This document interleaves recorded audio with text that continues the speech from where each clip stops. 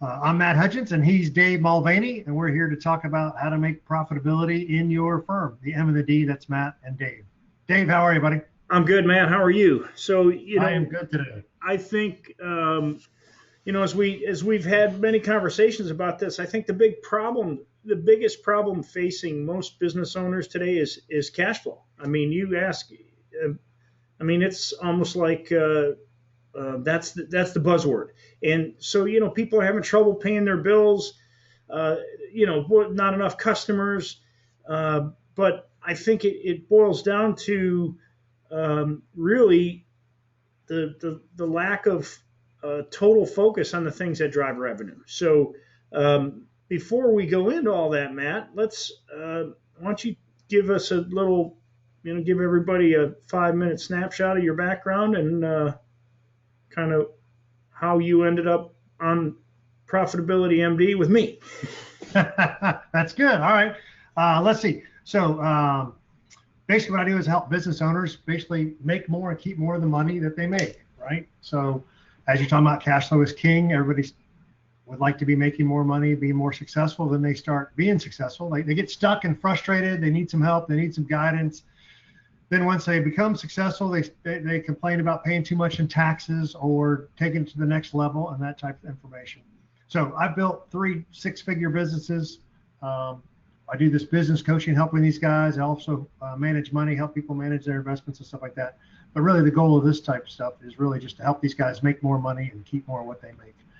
Really through firsthand knowledge and experience, right? And hanging around business owners for, gosh, I don't want to say how old I am, but 25 plus years, right? Yeah. How about you? Give us your intro. Well, Matt, I won't go back too far, but I've been self-employed entrepreneur since 1992. I've had multiple companies as well. I still own multiple companies today.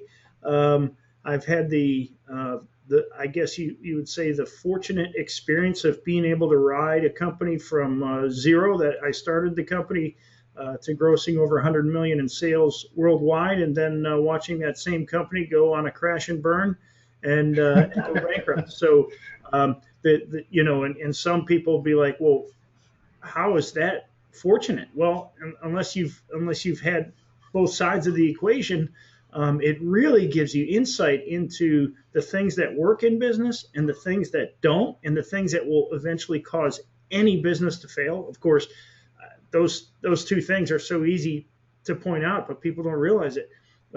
Lack of sales and too much debt. And because you can have all the sales in the world, but if your business is bogged down with debt, it'll sink your ship. Because no business, I even read an article that Jeff Bezos constantly states every business has a lifetime, and he says a typical business's life is in the 20 to 30-year range, and he's fortunate that his may go longer.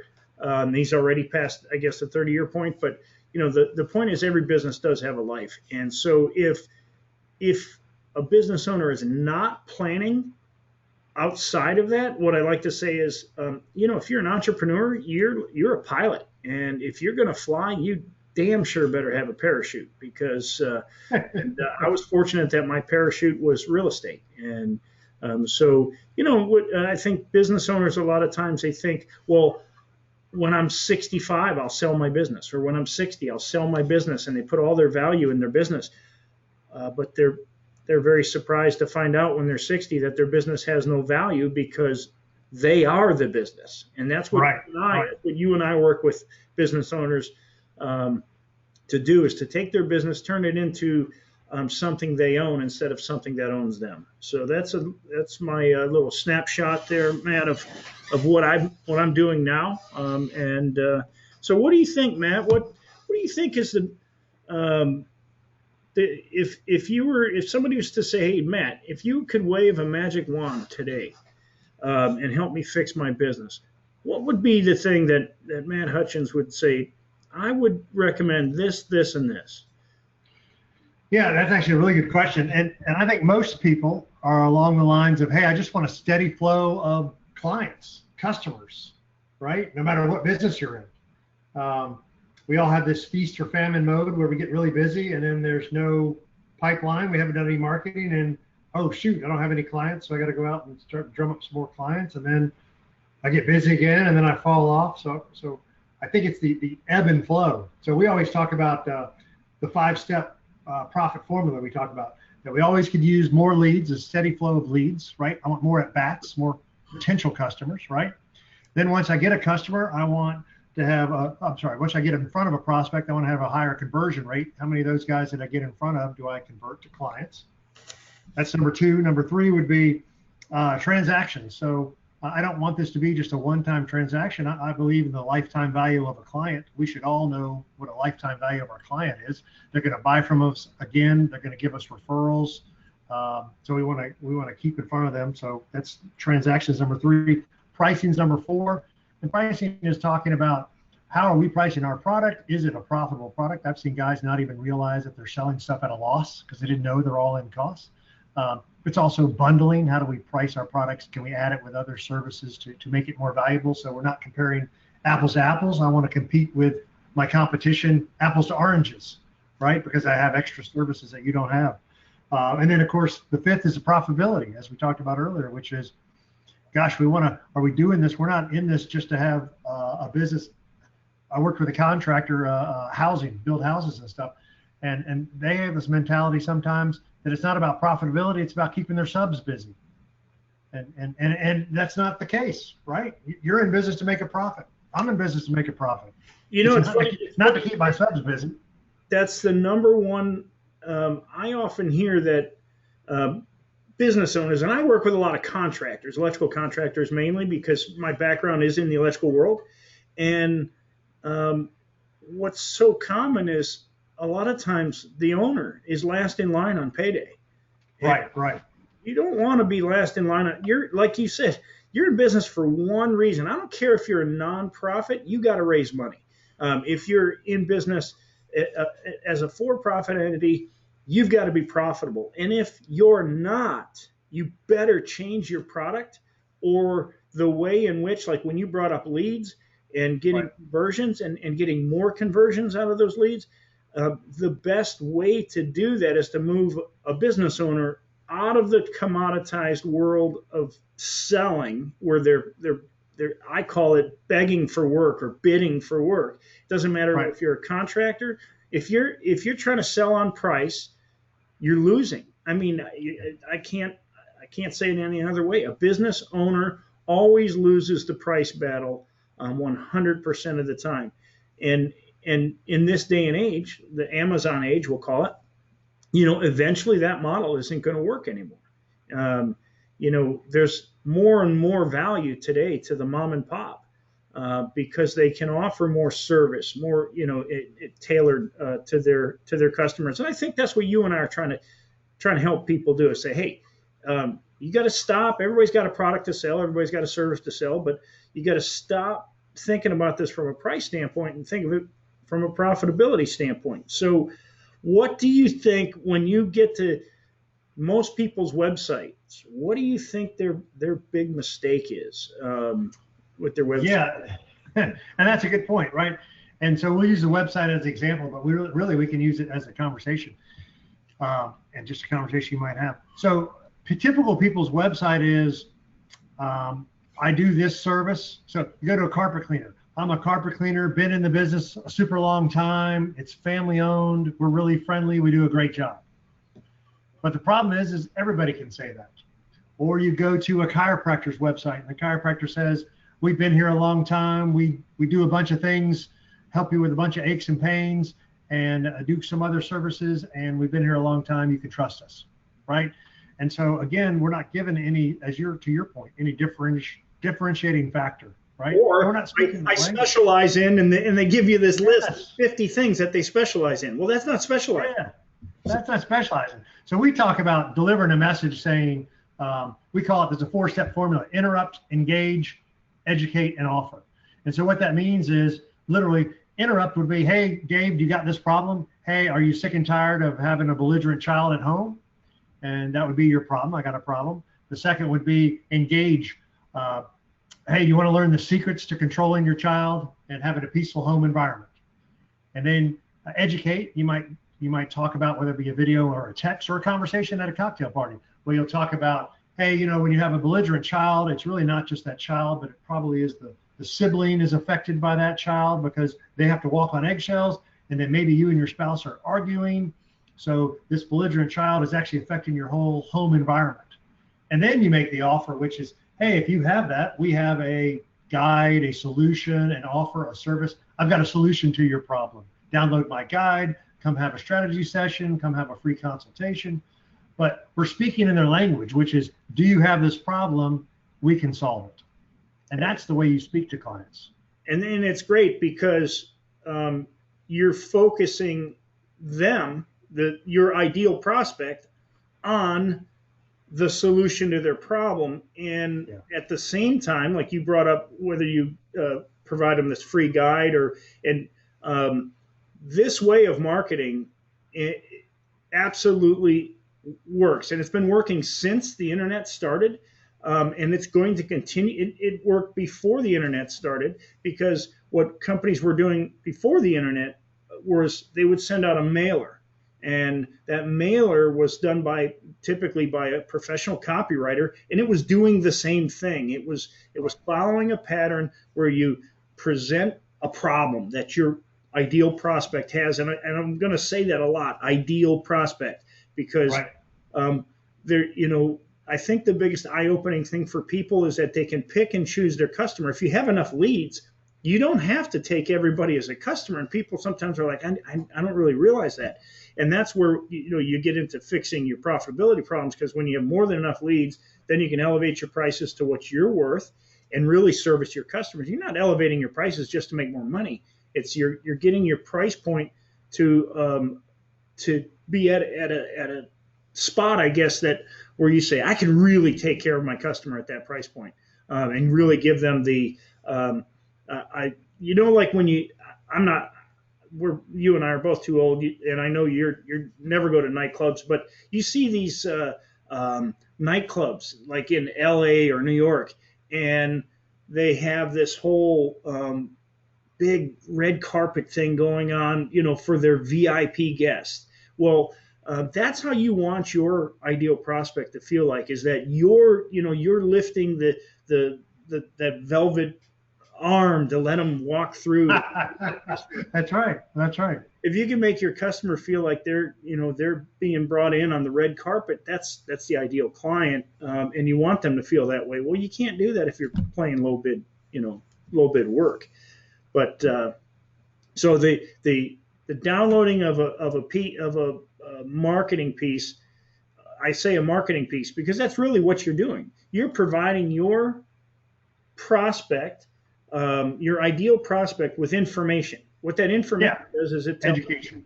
Yeah, education. We call it like the buyer's journey. That's what I was going to say.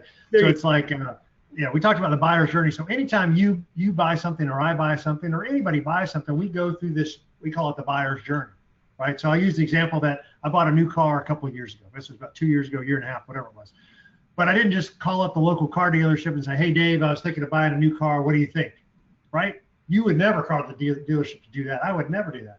But how do we usually make that decision, right? So I go and I'm deciding, do I want a car? Do I want an SUV? Then I'm sitting there going, okay, I'm going to end up getting a car. Do I want a four-door sedan, big one, little one, small one? Do I want a hybrid? Do I want a gas vehicle? I'm doing my consumer reports. I'm doing Edmunds.com. I'm looking at this Clark Howard guy. So I'm doing my research, is what we call it. Sure. Right? I'm gathering information, help me make a decision. And then I narrow it down to my 4 cars that I'm interested in. And then I narrow it down to the final 2. And then I make my choice. So then I call, and a Lexus hybrid is what I end up getting. That's when I call the Lexus dealer. Hey, I'm looking for this Lexus hybrid, this model, this color. Can we work with you? I didn't call the Lexus dealership to start with. I called it after I went through my buyer's journey and gathered my information. So if we know that in advance, that's how everybody makes a decision. I just bought a new TV for my basement, right? I go do my research, how big of a TV, what kind of TV, all that kind of stuff, right? We do the research before we go decide to make the purchase. If we can help our potential prospects make the decision, we don't have to convince them of anything. Correct. We just help them make the decision, which will lead them to us. If we're the ones that help them make the decision, help them on their buyer's journey, the likelihood is they'll do business with us because we help them, educate them to make the decision that they wanted for the product they wanted to buy. So there was no selling. I didn't have to convince you to buy a car. You never convinced me to buy a new TV. I was already in the market for it. You just helped me make that decision, helped me educate myself, helped me gather the information. So then we're not selling, we're just educating you on a problem you already have and a solution you're already looking for. And it just so happens I've got the solution.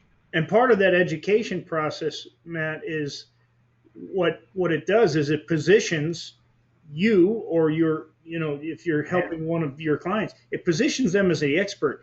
And what's funny is you don't have to be the only expert in the industry. You just have to be the only one that your prospect knows about, because a lot of times they don't know. And I'm gonna give you an example. So last summer we had a hurricane approaching, and I'm in Jacksonville, Florida, for anybody listening. But we had a hurricane approaching, and I had 2 generators, and I couldn't get either one of them to start. I'm like, I had even ran one of them out of gas the previous time. You're supposed to run them out of gas, but I didn't put any stabilizer or anything like that in the carburetor.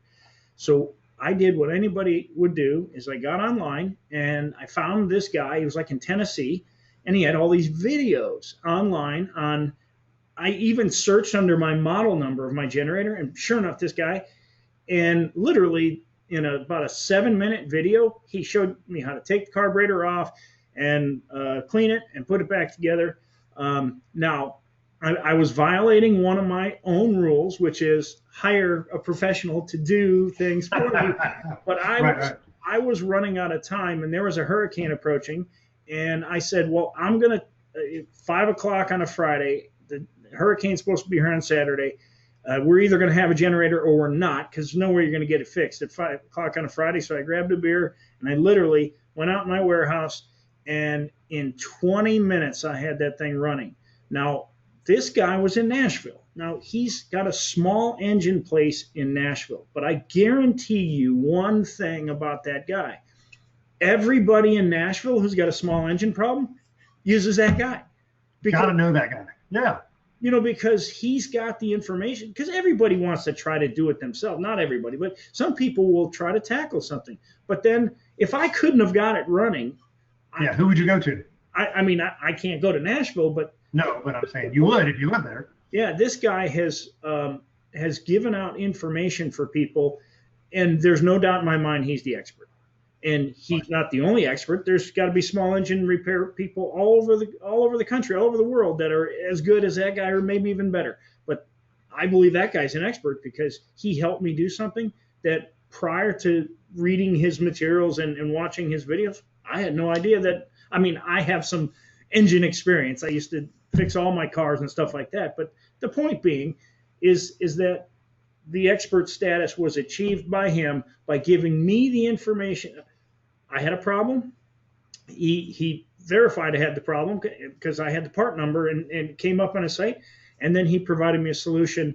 And he did have an offer to subscribe to his YouTube channel, which I did. And I, of course, that was, and I gave him thumbs up. This guy has like 60,000 YouTube subscribers, and he's running a small engine shop in like Nashville. It's right. So I'm sure he doesn't have a shortage of customers, or like we said, leads, clients, prospects. And because like I said, anybody that has an engine problem is going to come to him. But now you could do that same thing. Watch this. We could have that exact same thing. Let's say you're an electrician. You work with contractors, electricians. They could talk about, gosh, if your electric bill is this high, if you own a warehouse and your electricity bill is this high, I bet you could switch out the lights to LED lights and save $10,000 a month. They can literally make a video like that. You could have a plumber that talks about, the 3 common reasons your toilet backs up and how to fix it. Yeah. Right. What not to do at Thanksgiving? That'd be the worst thing you could do for your plumbing. By the way, don't peel potatoes and put them down the drain. Okay, I didn't know. The drain. Things like that. But see, but that'd be a great video. If you're a plumber, make that video for me. And then if I did have that problem, who am I calling? You, because you educated me. You're the expert in my mind. Just like the electrician. You brought up something earlier, which I think was really a good thing. So, we're talking about leads, and then, how to get them to your site, which is, I think that's look, this is the number one most important thing that any business owner will do is to create a massive amount of leads. They got to be incoming pre-qualified leads, and that is the number one most important thing that a business owner does. However, those leads do have to convert into sales, and that's step two. And you brought up conversions and transactions, but what I liked when you brought it up was it's very hard to get a customer, but once you have a customer, they are the most likely to buy from you again and to refer you. And I think many business owners skip that portion of going back to the well. Right. So why don't you expand on that a little bit? No, it's funny. It's funny you actually say that, right? So I'm working with an HVAC contractor right now. So I've got a coaching client, HVAC contractor right now. And so typically you call an AC guy when your air conditioner's out, or we're hitting in the wintertime, you call them because your heat is out. Like those are the reasons you're going to call them, typically, right? But once that I've called you, so we can have, first of all, a lead, hey, lead generation would be, hey, if your thing is out, we're going to fix it in 24 hours, 48 hours. You could be kind of the quick service guy. But my point would be, all right, if you serviced my air conditioner unit last summer, whenever it went out, right? By default, you're my incumbent AC guy. You're my HVAC guy. I'm not really calling anybody else but you if I have another problem, right? But my first concept of that is recurring revenue would be the first thing that HVAC guy should do is have me on a service contract. Twice a year, come out to my house and change out the air filters, make sure the system's running properly. Two reasons. One, you're always going to be in front of me, right? A small amount of recurring revenue, whatever you want to charge me, 150, 200 bucks a year, but whatever the plan is. But then in third, you're always the one who knows when there's a problem. If you're the one checking my system out twice a year, you're going to be able to tell me there's a problem before anybody else will, right? Yeah. So one, you created an automatic recurring revenue stream. You got me on your service contract. Number two, I'm a repeat customer because if there is an issue, I'm going to call you because you're already here. You're the one to tell me that. And then number three, know, like, and trust you. You're on the top of my mind more frequently. So if I have a friend who has a AC or heating problem, I'm going to refer them to you because I see you twice a year, and maybe I'm on your. And then the other thing is with your drip email campaign, I'm on your monthly newsletter or something like that. But so my point being is, how can you increase transactions? Show some love and attention to your existing guys already. Yeah. Right. Those are your best customers. Yeah. And repeat business and referrals. And you brought up know, like, and trust, and there's an expression I always use: if somebody likes you, they'll listen to you. If they listen to you, they'll believe you. And if they'll believe you, they'll trust you. And if they trust you, they might buy from you. But they won't buy from you if they don't trust you. And part of that whole process in the beginning is getting somebody to trust that you're the expert. Right. In this case, the HVAC contractor, and I do the same with electrical contractors, Matt, is I tell them, look, so we use LED lighting. We help them use LED, and I own a LED company, Lifetime Lights, but I don't make my coaching clients buy our lights. If they want to, they can. Right. But we help them use LED lighting as a lead generation tool. The marketing, all of that is a lead generation tool. But what we do then is we have them offer a labor warranty. And a 5-year labor warranty. So what it does is, and the customer pays for that. It's part of the whole package. But right. When I tell some of my contractor clients, they're like, "What do you mean they pay for that in advance?" I'm like, "Well, we jack up basically you tack on about 20% of your overall labor costs on the job. We're going to tack that on, and so you're going to get that in advance." So if they have a problem, you're going to be out there. Your guy's wearing his branded shirt. He's in there. Now they're seeing you. Who do you think they're going to call when they need some other type of service? The point is, what we want to help you do is build a lead funnel in the service business. And you were talking HVAC contractors. I was talking electrical. Doesn't matter. It's a service business. Plumbing doesn't matter. We want you to have an incoming lead funnel that locks customers in for 10, 15 years so that your leads aren't all from your website anymore. They're repeat customers. And that's how you build, I call it repeat customers. They will become evangelists for you and your company. You can't get any better referrals than when it comes from an evangelist, somebody who talks your praises to all of their friends. And then you bypass a lot of the lead generation costs. There are costs to generating leads. Dan Kennedy says, or has I'm trying to think of Ultimate Sales Letter in his book, he said, he or she who can spend the most money to acquire the lead always wins. And so what does that mean? That means getting somebody to come in and actually, this is critical. They come to your website. Look, there's only two things they can do at a website. They can stay or they can leave. And you have to understand that 100% of the people who come to your website will eventually leave.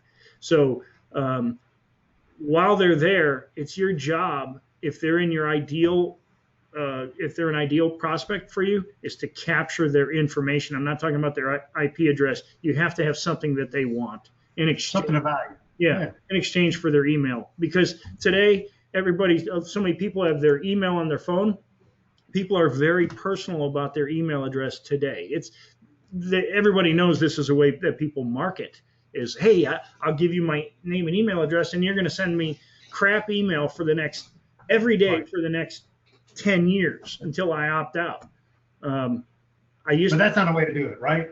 Well, you got to add value. You can't bug the crap out of them. Hey, you want to buy my product? You want to buy my product? You want to buy my product? You got to be offering value, like you're saying, like the videos of, hey, if you switch out your lights to LED, you'll save this. Hey, here's some ways. The worst thing you could do for your sink on Thanksgiving Day, right? You got to add value by being in touch with them that way. So there's a reason we're talking about. Not, hey, you want to buy my stuff? You want to buy my stuff? And that's why I have my blog. My blog is at davidmulvaney.com. There is probably, you could get, if there is a business 101, 201, 301, and 401, it's there. I wrote it out. Why did I put it out there? Well, I can remember my wife asking me, she goes, well, if you write this blog every day, eventually somebody could not hire you because all of your information is going to be right there. I'm like, yeah, it's exactly it. The fact of the matter is, if I give people what they're looking for, everybody's going to want to be more profitable. They're going to become profitable from what we teach people. Well, naturally, people want to be more profitable. How do you make the wheel go faster? And they're naturally going to come to the person who got them there in the first place, or they say, dance with the one who brought you to the dance. So. No, it's funny you say that, right? Because I totally agree. There are types of people that will take your information and use it for free, and other people that want you to help them. And so it's like the reason people hire experts is, number one, they can't get there themselves. Hey, I've been trying for years to take my business to the next level, and I can't do it. That's one. Number two, I'd like to have somebody who's done it before or has a system or a process that I can just copy and model. And the third reason would be kind of a combination of the two, which is get me there faster, quicker, easier. Yeah. Right? I might be able to get there, but I need your help, or I want help, right? But you got to look at that just like business, just like sports, right? I want to run a half marathon, set a personal best. We can go get some training from that, whether it be online. I could download my own download running guides, or I can hire a running coach, right? Physical fitness trainer. I want to get in better shape, lose weight. I can download stuff, free guides, or I can hire a nutritionist and an exercise coach. Golf. You and I are both golfers, yeah. Right? I can do it myself and watch these videos, or I can get a coach and have a coach and take a lesson every 2 weeks, every 3 weeks, whatever the process is. So it's all the same thing, whether it's business, sports, health. Experts are there to help us along the way. They can help us do it quicker. They've done it before. I can't do it on my own. We can get there quicker and faster. That's why people hire experts. Wisdom, they say wisdom comes from experience, and experience comes from bad decisions. Well, the good news is that those bad decisions don't have to be yours. That's why I think sometimes you hire a coach. There is nothing like being able to bounce something off somebody who is basically, gone through that before or multiple times. I mean, that's why you hire a coach. And you and I both have coaches in our lives, and arguably I've spent well over six figures in my adult life with coaches, books and courses and different things. And that's just for my golf hobby. Yeah. Well, I don't spend as much on golfing coaches because I haven't been golfing as much anymore, but I'm getting back to that. But the point is, I'm always seeking wisdom. And I think that's an area where a lot of business people are afraid to take a chance. And the number one most important investment you can make in your business is to what's between your ears, and that's why I believe that coaching is a critical aspect of every business owner. Got to have someone else that you can talk to about, and ask questions, even if it's just email, but reading, and I specifically say reading. You and I are both Audible people. I listen to a lot of podcasts. A lot of podcasts, exactly. But I do spend 30 minutes a day in actual reading. I do three times a day. I do 10-minute reading sessions. And the reason why is the mind is very creative. So if you watch a movie, your mind is not creating, it's just gathering information. And in many cases, when you listen, your mind's just gathering information. However, when you read, your mind is creating a picture. And so you go from gathering information to creating. And I believe in God, and I believe He's the creator, and He made us in His image. So therefore, we are creators. And reading forces us to create more than any other activity, because our minds create a picture. So I do believe that's why I force myself to read. And I say force myself because it's so much easier to listen to an Audible, man. You can listen on 2 times speed and pick it up. But there is a side of our mind, I think, that we have to, just like you have to go to the gym, you have to exercise, you got to exercise your mind to stay sharp in this world, So I totally agree. Yeah. Podcasts and reading, and like you said, Audible books and magazines. I totally agree with that.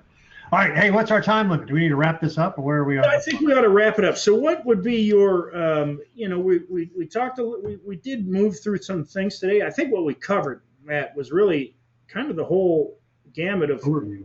Yeah, the whole overview of what, what a business should look like. You've got to have leads. You got to have incoming leads that convert into profitable sales. I mean, you can't say it any other way. And the constant attention in business needs to be on that, and constantly tweaking until you've got something that works. Once you have something that's working, meaning it's making it rain, it's bringing profits, then you spend lots of money there until it stops working. Once you get something that works, you dry that well up. You have to. That's how.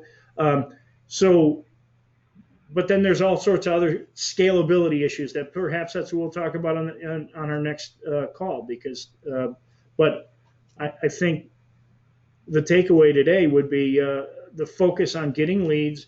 And how do you recommend? You brought up, creating a lead generation piece. How do you recommend somebody does that? And we'll kind of end on that. What do you think is an easy way or a good way to do it? Gosh, I think the two easy ways to do it would be frequently asked questions. What are people asking you about the most, right? What are your existing clients asking you about? What problems are you solving for them? And the second way is literally just Google it, right? I'm working with a life insurance agent right now, right? High-end life insurance when business owners might need buy-sell agreements, that's for their partners. So you can literally Google why a business owner needs Keyman Insurance, why a business owner needs buy-sell agreement, why a business owner might use XYZ, right? Because somebody else has already written an article about it already. And you could see how many people have requested that type of information. So wrap it up, I'd say frequently asked questions by your existing clients, by existing customers. And then I'd just say, Google it And there are some Google tools, by the way, free tools that you can actually see who's asking for what. But in general, you can literally just Google, 3 mistakes to avoid as on Thanksgiving Day for my plumbing, right? Yeah. 3 ways to tune up my HVAC unit. 3 ways to winterize my house, my second home, right? So Google it, and there's something out there, at least as a start, and you can see what other people have done. And then from there, you can kind of cut and paste. So that's how I do it, is what frequently asked questions, and then I'll Google it and see what else are people asking and what is out there, and we can kind of come up with an answer or something from there. So Matt, how can people find you if they want your help? Yeah, easiest thing is I got my coaching website, which is 10xprofitblueprint.com. So the number 10, so 10x, and then profitblueprint.com.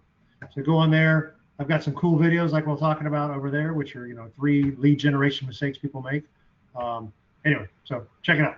Good, and they can find me at davidmulvaney.com. That's the easiest way. I've got other various websites but the easiest way to get to those would be through davidmulvaney.com. And I look forward to talking with you next week, Matt. Our next call. Thank you, sir. All right. Take care.